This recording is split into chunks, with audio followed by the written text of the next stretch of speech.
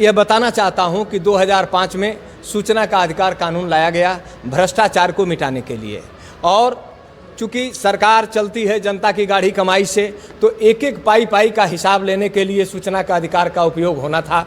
चूँकि स्वर्गीय राजीव गांधी ने कहा था कि जो हम पैसा भेजते हैं उसका 15% ही गांव में जाता है, बाकी पैसे जो है बिचौलिया खा जाता है। इसके लिए उन्होंने कानून लगाया।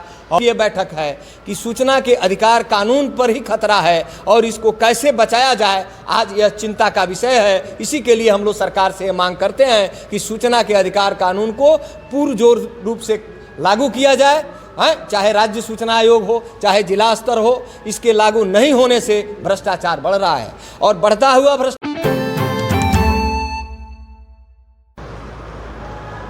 नमस्कार, आप देख रहे हैं चौपाल समाचार। चौपाल समाचार की हर खबर समाज पर करती है असर। और आज मैं जिस खबर को लेकर आया हूं, ये खबर संबंधित है आरटीआई कार्यकर्ताओं से।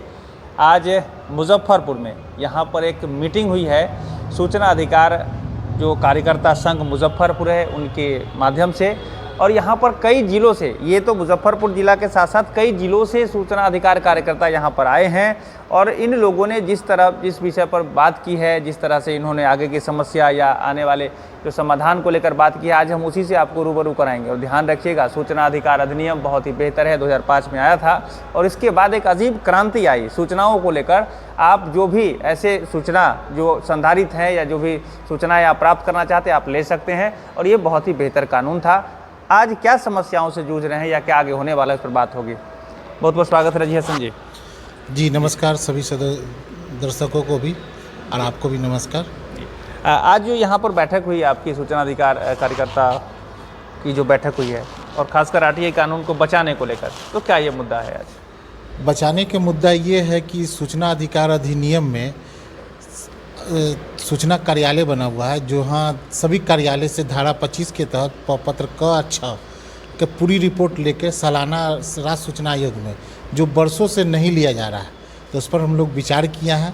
और सूचना अधिकार अधिनियम का समीक्षा बैठक हमारे जिला अधिकारी करे, तभी ये जान बचेगी, नहीं तो मर जाएगा।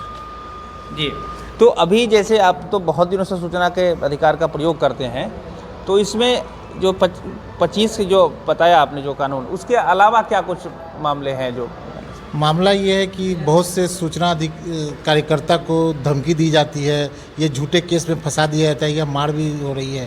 तो ये सब रोकने के लिए हम लोग संघर्ष करेंगे कि झूठे केस में जो फंसा रहे उसका स्तर से जांच तो करें।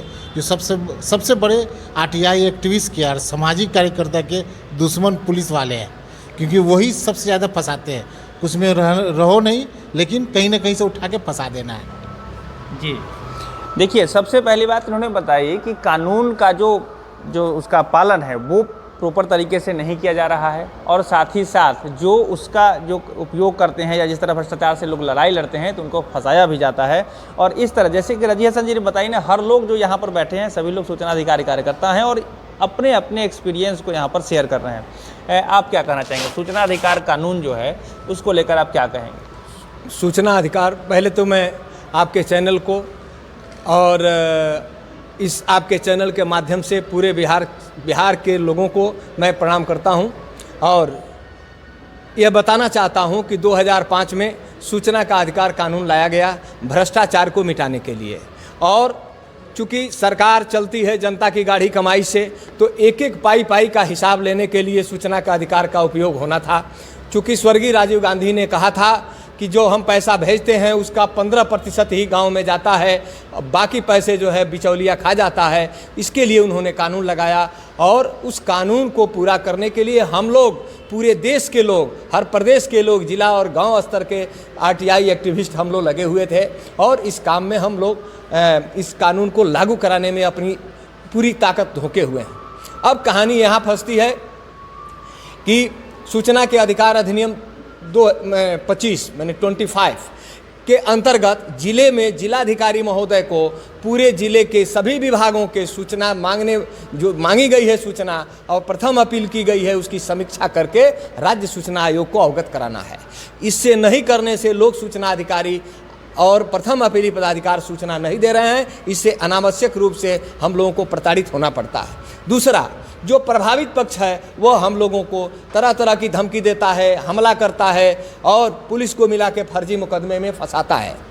इसलिए यह कानून कमज़ोर हो रहा है। आज हम लोगों की यह बैठक है कि सूचना के अधिकार कानून पर ही खतरा है और इसको कैसे बचाया जाए, आज यह चिंता का विषय है। इसी के लिए हम लोग सरकार से मांग करते हैं कि सूचना के अधिकार कानून को पुरजोर रूप से लागू किया जाए, चाहे राज्य सूचना आयोग हो, चाहे जिला स्तर हो। इसके लागू नहीं होने से भ्रष्टाचार बढ़ रहा है और बढ़ता हुआ भ्रष्टाचार जो है अपराध का कारण है। अभी एक हमारे हाल ही में सूचना के अधिकार कार्यकर्ता मधेपुरा का राजीव जोशी को प्राणघातक हमला किया गया है। हम ये सरकार से मांग करते हैं कि उन हमलावारों को तत्काल गिरफ्तार कर कानूनी कार्रवाई किया जाए तथा सूचना के अधिकार कार्यकर्ताओं पर फर्जी मुकदमे जो लादे गए हैं उस पर इंक्वायरी हो, जांच हो और उसके अनुसार सच्चाई सामने आए और उन मामलों को वापस लिया जाए।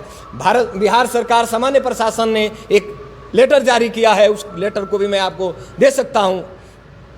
उसमें कहा है कि सूचना के अधिकार कार्यकर्ता को अगर किसी तरह से फर्जी मुकदमे में फंसाया जाता है तो उसके लिए उच्च स्तरीय जांच की जाएगी और जांच में जो दोषी अधिकारी पाए जाएंगे उन पर कड़ी से कड़ी कार्रवाई होगी। लेकिन बिहार में ऐसा कुछ नहीं हो रहा है, केवल हवाई है और सूचना के अधिकार कार्यकर्ताओं को प्रताड़ित किया जा रहा है, जिससे यह कानून अपने आप में कमज़ोर हो रहा है। और इस कानून को मजबूत बनाने के लिए हम लोग समर्पण की भावना से लड़ाई लड़ रहे हैं और आगे भी लड़ेंगे। आने वाले दिनों में इसके लिए हम लोग पटना में आंदोलन करेंगे, घेराव करेंगे। जनतांत्रिक तरीके से हम इस लड़ाई को अमली जामा पहनाने का भरपूर प्रयास करेंगे। जय हिंद, जय भारत। सुरेश चंद्र पांडे, त्यागी, गोपालगंज से।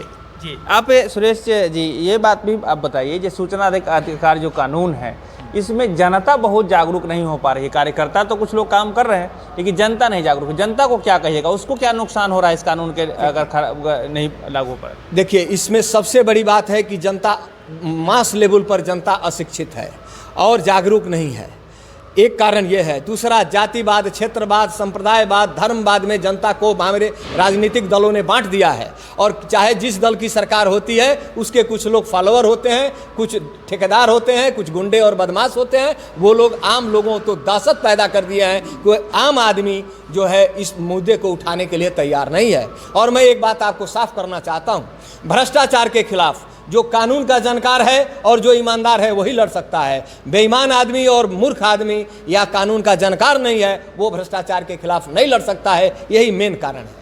लेकिन जनता को तो कार्यकर्ता जो आप लोग सूचना अधिकारी कार्यकर्ता, इस पर भरोसा होना चाहिए। जनता भी आपका सहयोग करती है, मतलब करना चाहिए उसको बेहतर तरीके से और इस पर आवाज़ उठाना चाहिए। इसलिए कि हम लोगों की ये कमी है कि हम लोग जो लड़ाई लड़ रहे हैं उस लड़ाई को आम जनता तक पहुँचाने में हम विफल हैं। हम जब तक लोगों को अपने विश्वास में लेंगे तो निश्चित तौर पर आम जनता इस काम में हमारा सहयोग करेगी। और ये आने वाले दिनों में अभी से माना कि चमन को गुलजार न कर सका, गुजरे जिधर से हम कुछ खार तो कम हुए। अब हम लोग लड़ाई लड़ रहे हैं और जनता को आगाह करेंगे और बिना जनता को लामबंद किए इस मुकाम तक हम लोग नहीं पहुंच सकते हैं। इसलिए हम जनता के बीच जाएंगे और जनता को सारी बात बताएंगे और उसके बाद जनता को अपने साथ लामबंद करके कानून को लागू कराने के लिए मुहिम में उसको शामिल करेंगे। जी, तो आज जो यहाँ पर बैठक हुई है तो क्या आगे की रणनीति यही होगी कि जनता के बीच में हम जाकर आप सारी समस्याओं को रूबरू कराएंगे? आज की रणनीति हम लोग तय कर रहे हैं कि सबसे पहले जो मूल समस्या है उस समस्या के लिए सरकार को ज्ञापन दिया जाएगा और सरकार को ज्ञापन देने के बाद जो भी हम लोग काम कर रहे हैं पब्लिक में जाके, जनता के बीच जाके चर्चा करेंगे और अपने साथ एक जमात खड़ा करके तब स्थानीय स्तर से लेकर राज्य स्तर तक आंदोलन की रूपरेखा हम लोग तैयार करेंगे।